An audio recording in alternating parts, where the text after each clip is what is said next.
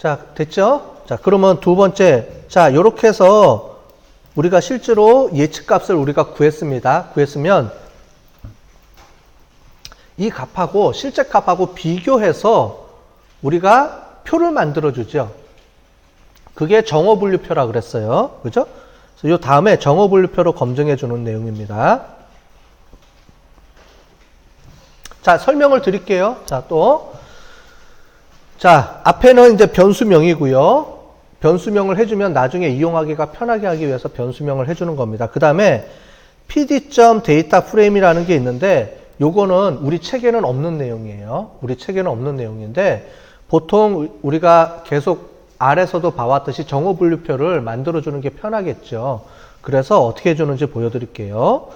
컨퓨전 매트릭스라는 게 있습니다. 자, 여기 보면 대문자가 있어요, 없어요? 없죠. 그러니까 여러분 대소문자를 잘 보셔야 돼요. 알았죠? 자, 컨퓨전 매트릭스라는 게 있는데 얘는 뭐냐면 이 표를 만들어주는 겁니다.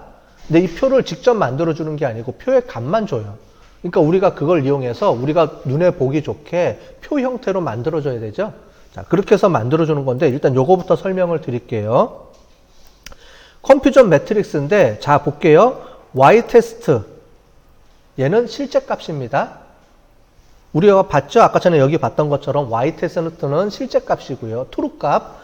그 다음에 y프레드가 우리가 조금 전에 모델에 의해서 구축한 예측 값입니다.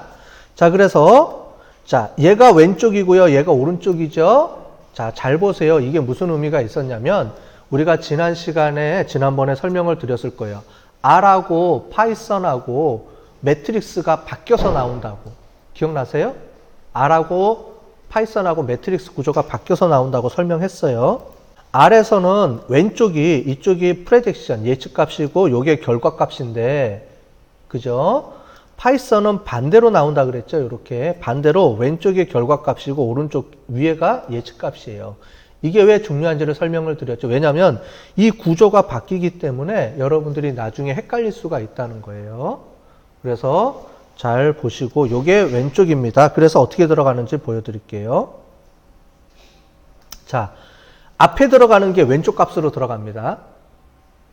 자, 먼저 항상 이런 프로그램 코딩에서는 R에서랑 파이썬이나 똑같아요. 변수를 여러 개 집어넣을 때는 왼쪽 게 먼저 나와요. 먼저 나오는 게 왼쪽으로 갑니다. 자, 그래서 y테스트 실제 값 얘가 true 값이죠. 얘가 어디로 와요? 여기로 오는 겁니다. 얘를 기준으로 잡고요. 뒤에 게 이거에 맞춰서 위에 그 다음에 만들어져요. 얘를 바꾸면 어떻게 돼요? 바꾸면 R하고 똑같아야 되죠. 그러면 이거 바꾸면 되겠네. R하고 비슷하니까 바꿔봅시다 해서 바꿔보면 뒤에 보면 요게 이 정확도, 정밀도, 재현율이 바뀌어서 나옵니다. 그러니까 이게 또 헷갈려요. 그죠? 그렇기 때문에 R하고 조금 헷갈리더라도 여기서 그냥 원래대로 쓰시면 편하겠죠. 자꾸 R 코드처럼 바꾸면 뒤에 게 또 바뀌어져 나오기 때문에 그럽니다. 그래서 일단은 우리가 보통 파이썬에서는 왼쪽을 true로 놓고 보니까 이대로 일단 진행을 해서 우리가 표를 만들어 봅시다.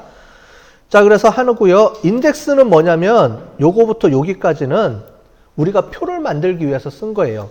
실제로 컴퓨전에서 요렇게 해주면은 결과값은 나옵니다. 그런데 얘를 표로 바꿔줘야 되잖아요. 표로 바꿔줘야 되기 때문에 요렇게 치면 요 5, 2, 3, 5만 나와요.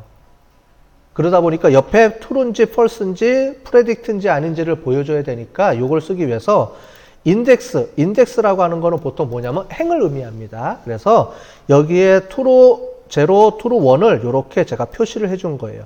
이해되셨죠? 얘랑 얘랑은 뭘 한 거냐면은 표로 정리해서 눈에 보여주기 쉽게끔 하기 위해서 이렇게 해줍니다. 자, 이렇게 한번 해주면 우리가 앞으로 계속 쓴다 그랬죠? 그래서 뒤에 방법론에서 계속 쓰니까 조금 처음에 코딩을 칠 때 조금 힘들더라도 이렇게 쳐주면 뒤에는 계속 이걸 쓸 거니까 이렇게 해주면 되고요. 컬럼은 요 의미를 납니다. 요거 위에 요 두 개 값을 컬럼으로 이렇게 주고요.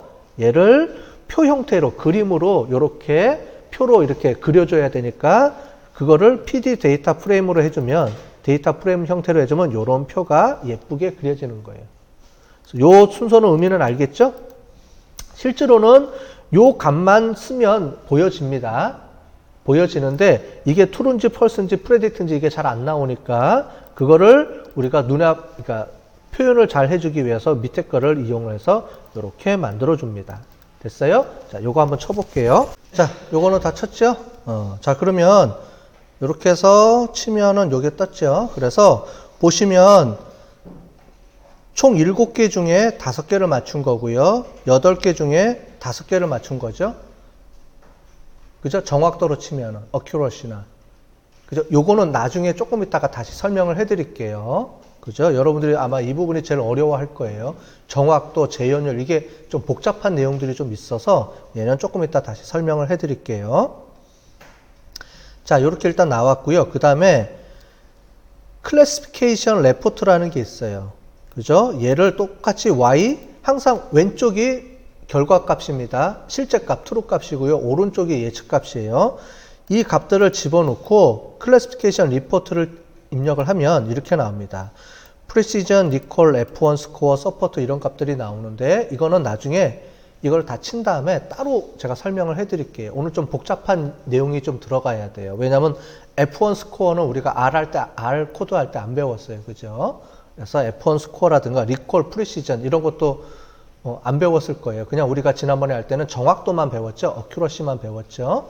그래서 오늘은 그거 말고도 다양한 그 정확도 이제 구축하는, 이제 체크하는 방법이 있어서 그걸 좀 일단 설명을 드릴 텐데, 요렇게 해놓으면 0의 프리시전, 리콜, F1 스코어, 1에 따로따로 나눠서 이렇게 보여집니다. 한눈에 보기 편하겠죠? 그래서 이렇게 해놓으면 필요할 때 우리가 쓸 수가 있어요. 요거 한번 일단 쳐볼게요. 이렇게 해서 요거를 하고요. 그 다음에 요거는 이제 책에 없는 내용들을 제가 넣어놓은 거예요. 없고요. 그 다음에 여기 보면 우리가 민감도, 정확도 확인하는 게 있습니다. 자, 그래서 이게 있어요. 잘못 분류된 샘플 개수를 하는 방법이 있는데, 여러분들 이거 지난번에 저거 할 때 프린트하는 방법에 대해서 설명을 해드렸을 거예요. 그죠? 어떻게 해주는지. 여기부터 여기까지 해주고요. 요거 있었죠? %d. %d는 뭐라 그랬죠? 요 앞에 %하고 %를 가지고 우리 텍스트 출력하는 거 설명을 드렸는데 다 잊어버렸으니까 다시 한번 설명을 해드릴게요. 자, 중요한 거는 여기 %하고 요 % 두 개가 동시에 들어가야 되는데, 하나는 이 다운표 안에 %가 들어가는 겁니다. 자, 그런데 요렇게 D라고 해준 건 뭐예요? D는 DFS 이런 게 있었어요. 그죠? D는 정수, F는 실수, 소수점 들어갈 때는 F. 그 다음에 하나, 두 개, 세 개일 때는 D. 그럼 앞에는 뭐죠? 앞에 점 3은 뭐예요? 소수점 셋째 자리까지. 이 얘기라 그랬죠? 그래서 이게 뭐예요? 잘못 분류된 샘플 개수 %D 하면은 정수, 개수니까 정수가 나오겠죠?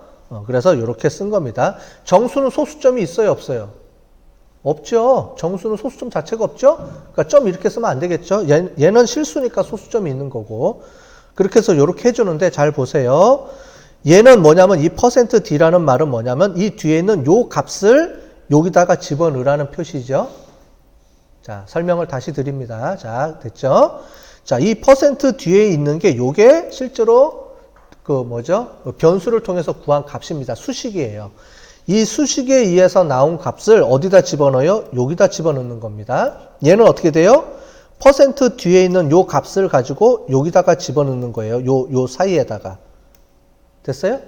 그래서 앞에 %입니다. 얘 %가 대칭이 되는 거예요. 그 다음에 뒤에 % 뒤에 있는 요 값의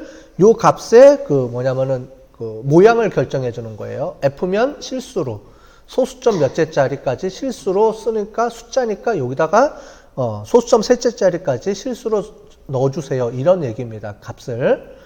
자, 그러면 이제부터 요거 이해되셨죠? 이제 표현하는 방법은 그럼 요 값들을 볼게요. Y 테스트고요. Y 프레드. 뭐냐면 Y 테스트는 실제 값이고 Y 프레드는 예측 값이죠.